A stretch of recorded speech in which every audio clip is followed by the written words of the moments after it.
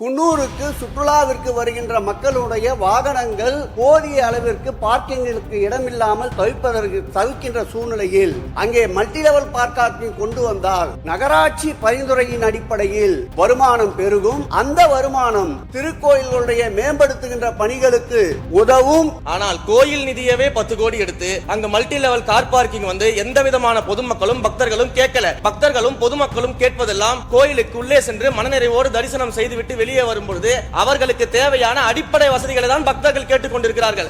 போதுங்க, நீங்க சொன்னீங்க விளக்கம் திருப்பி இதை நான் அனுமதிக்க முடியாது.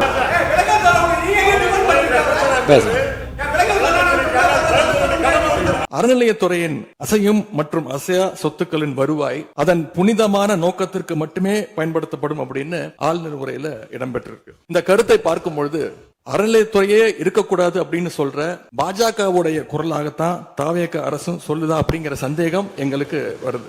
பாஜகவும் வலதுசாரிகளும் சொல்றது இதுதான், அறநிலையத்துறை பள்ளி கல்லூரிகளை நடத்தக்கூடாது, அறநிலையத்துறை பள்ளி கல்லூரிகள் நடத்தக்கூடாது அப்படின்னு சொல்லிட்டு இருக்காங்க.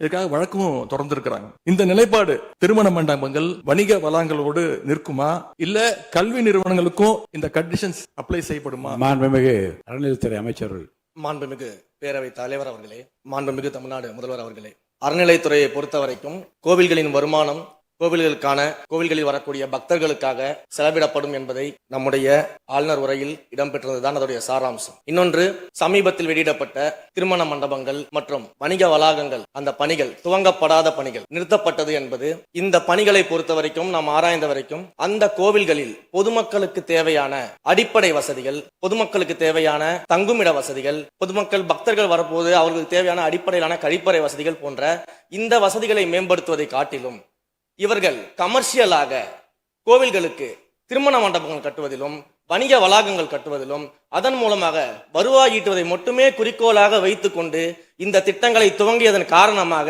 மேலும் அதன் மீது பல்வேறு நீதிமன்ற வழக்குகள், ஸ்டே ஆர்டர்ஸ் இருப்பதனால நாம் அதையெல்லாம் ரத்து செய்து அறிவிச்சிருந்தோம்.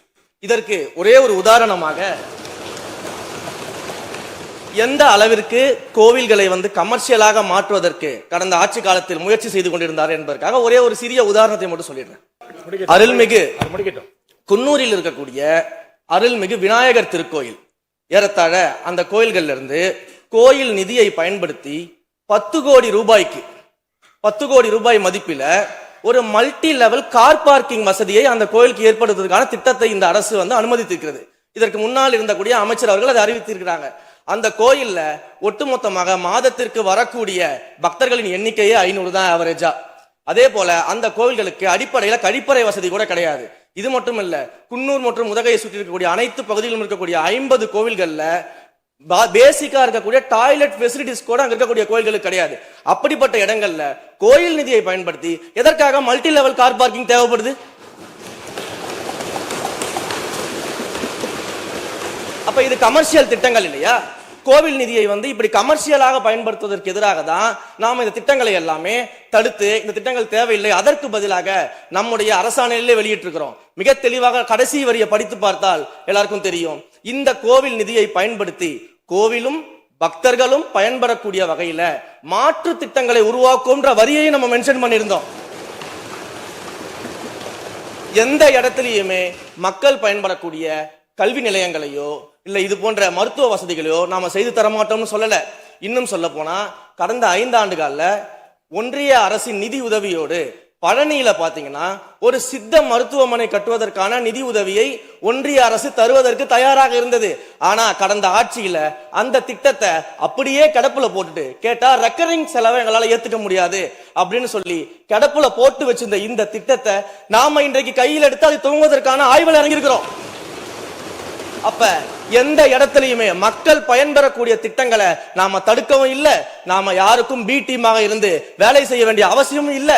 கோயில்களின் நிதியை ஒரு காலமும் கமர்ஷியலாக பயன்படுத்த வேண்டிய அவசியமும் மாண்புமிகு தமிழ்நாடு முதலமைச்சர் தலைமையிலான தமிழக வெற்றி கழகத்தின் ஆட்சிக்கு தேவையும் இல்லை. மாண்புமிகு உறுப்பினர் சேகர் பாபு, மாண்புமிகு பேரவைத் தலைவர் அவர்களே, இந்து சமய அறநிலைத்துறை கொடைகள் என்ற ஒரு சட்டம் இருக்கின்றது. அந்த சட்டத்தில் விதி 69 என்ற குறிப்பிடப்பட்டிருக்கின்ற அந்த பணிகள் சட்ட விதிகளுக்கு உட்பட்டு சட்டத்தின் 36 பிரிவிலிருந்து தான் இந்த பணிகள் மேற்கொள்ளப்பட்டன. குறிப்பாக ஏதோ அமைச்சரே முடிவு செய்து திருமண மண்டபங்களையும் வணிக வளாகங்களையும் ஏற்படுத்துவதற்கு உத்தரவிட்டதாக மாண்புமிகு அமைச்சர் அவர்கள் அவைக்கு உண்மைக்கு புறம்பான தகவலை தந்து கொண்டிருக்கின்றார். ஒவ்வொரு திட்டங்களும் அன்றைய காலகட்டத்தில் இருந்த சட்டப்பேரவை உறுப்பினர்களுடைய பரிந்துரையின் அடிப்படையில் சட்டப்பேரவை உறுப்பினர்கள் கேட்டுக்கொண்டதற்கு அடிப்படையில் தான் அனைத்து திட்டங்களும் அந்த காலகட்டங்களில் கொண்டு வரப்பட்டது. அதோடு மட்டுமல்ல, உறுப்பினர் அவர்கள் குறிப்பிட்டு கூறினார், குன்னூரிலே மல்டி லெவல் கார் பார்க்கிங் கொண்டு வரப்பட்டது என்று. அங்கே இருக்கின்ற 56 கோயில்களையும் நான் குன்னூரிலே 5 நாட்கள் ஊட்டியிலே முகாமிட்டு அனைத்து கோயில்களுக்கும் நேரடியாக சென்று ஆய்வு செய்தோம். அந்த ஆய்வின் அடிப்படையில் அந்த திருக்கோயில்களுக்கு வருகின்ற பக்தர்களுடைய அடிப்படை தேவைகளுக்கு வருமானத்தை உயர்த்துவதற்காக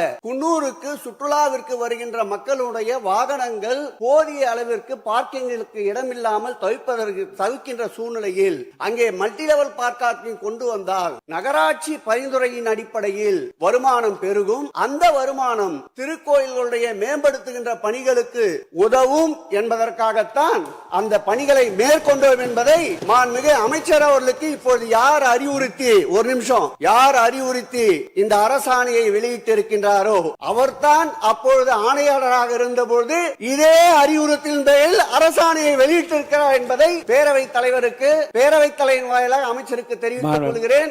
மேலும் அவர் கூறுவதற்கு எனக்கு பாயிண்ட் ஆஃப் ஆர்டர்ல பதில் கூறுவதற்கு அனுமதிக்க வேண்டும்.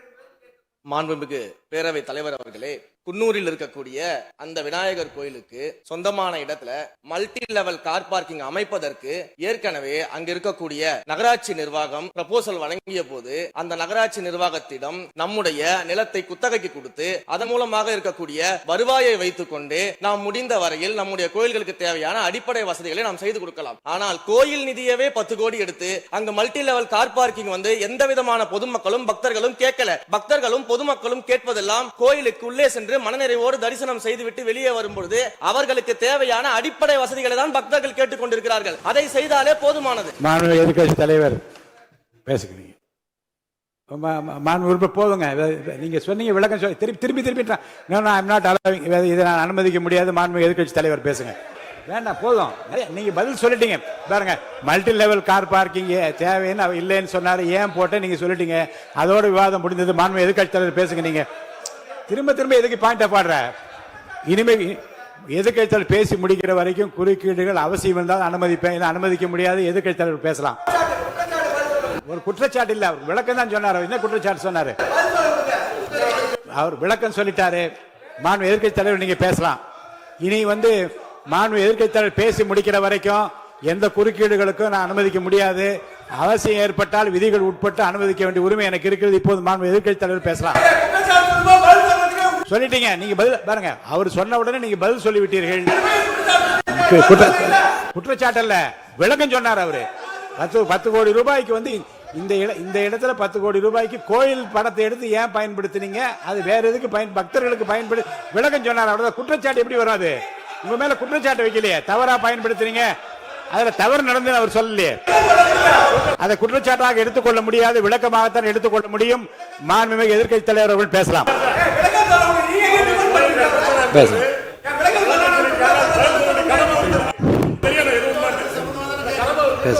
அவை முன்னவர். மாண்பு பேரவைத் தலைவர்களை அவை முன்னவர்களுக்கான விளக்கத்தை சொல்லியிருக்கிறார்கள். இந்த அறநிலையத்துறை அமைச்சர் அவர்கள் விளக்கத்தை சொன்னார்கள். நீங்கள் அதற்கும் விளக்கத்தை கேட்டு பதிலளித்திருக்கிறீர்கள். மீண்டும் ஒரு சொல்வதற்கெல்லாம் பதிலளிப்பதற்கு அவை நேரமில்லை.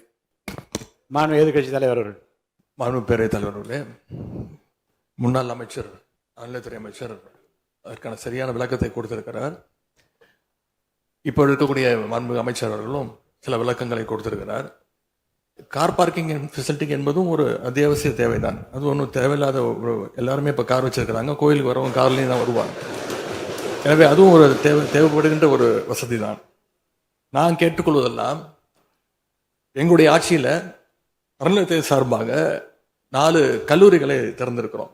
ஆண்டுக்கு 1500 மாணவர்கள் படிச்சுட்டு இருக்கிறாங்க. அதெல்லாம் நீங்கள் தொடர போறீங்களா, இல்லை அந்த திட்டத்தை கைவிட போறீங்களா அப்படிங்கிறதா உங்களுடைய நிலைப்பாடு என்ன என்பதுதான் மாண்புமிகு உறுப்பினர் சொல்லிட்டார். அதாவது ஏற்கனவே கல்லூரிகள் மற்ற அமைப்பில் எந்த விதமான தடையெல்லாம் அதையும் நாங்கள் தொடருவோம் என்ற வார்த்தை அவர் பேசும்போது குறிப்பிட்டிருக்கிறார். நன்றி.